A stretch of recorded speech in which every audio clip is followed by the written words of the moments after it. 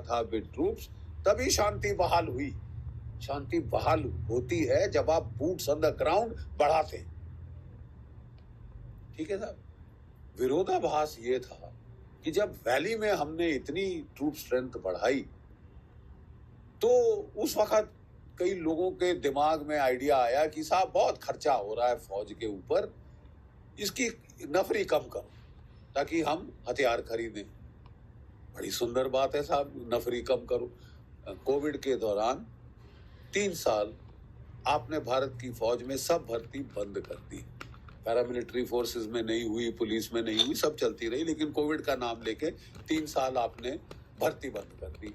हर साल 60,000 नफरी रिटायर होती है। ठीक है, तो 60 दिया 1,80,000, 1,80,000 से फौज काट दी, जबकि खतरे बढ़ रहे हैं साहब।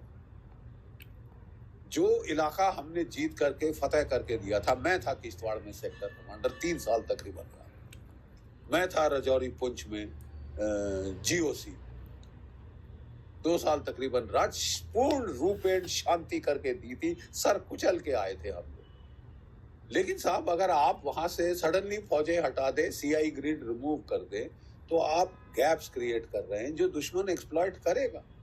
वो सो तो नहीं रहा है ना। तो एक तरफ जब हमने इतना अच्छा कार्य किया वैली के अंदर, तो हमने पीर पंजाल में अपना गार्ड अप क्यों कर दी। और ये जो एक थ्योरी हमारी फौज के कुछ तबकों में, ब्यूरोक्रेसी में और लीडरशिप को उन्होंने इससे इन्फेक्ट कर दिया है कि साहब मैन पावर सबसे बड़ा फजूल खर्ची है। आपको लड़ना है पहाड़ों में, घने जंगलों में, आपको तो मैन पावर ही मैन पावर चाहिए। अगर पहाड़ में अटैक के लिए मैदान में रेशियो 3:1 होती है, पहाड़ में 10:1 होती है। अरे प्लीज समझिए ना साहब, हम लोगों ने धूप में बाल तो नहीं सफेद किए।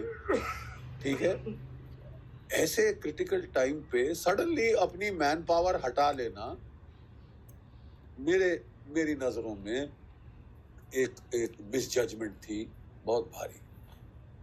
अभी भी इसको रेक्टिफाई किया जाए, लेकिन रेक्टिफाई नहीं कर रहे ना साहब। तभी तो मेरे को वो बोले साहब क्यों इतना एंग्विश आ रहा है। इसलिए आ रहा है कि हर साल 60,000 रिटायर होते थे, 60,000 भर्ती करते थे। अब आप 45,000 48,000 भर्ती कर रहे हो, यानी हर साल आप वो गैप बढ़ाते जा रहे हो। आपको लग रहा है कि साहब फौज जो है वो बिल्कुल वेस्ट ऑफ मनी है, मैन पावर, कि हम टेक्नोलॉजी खरीदेंगे पैसा बचाकर। क्या टेक्नोलॉजी खरीदी?